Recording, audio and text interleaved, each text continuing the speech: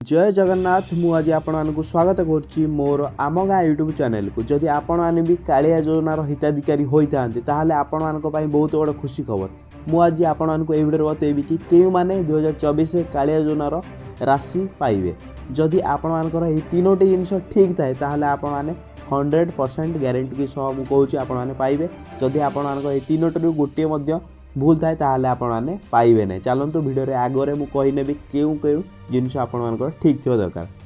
प्रथमतः आपण मैंने कौन करेंगे आपण बैंक अकाउंट को जाइए आपण देखने जे आपण बैंक अकाउंट सह आधार कार्ड लिंक अच्छी नहीं। आपण तो जानते कालिया योजना नुआ अपडेट आसी आपर जदि आधार कार्ड सह लिंक थी बैंक को आपणकर कालिया सहायता राशि जीव। द्वितीयतः आपण कौन रही आपण मैंने जदि आपणकर कालिया योजना पोर्टाल इ केवाईसी कंप्लीट करूना ताहले आपण को कालिया सहायतार किसी भी राशि मिलियो ना।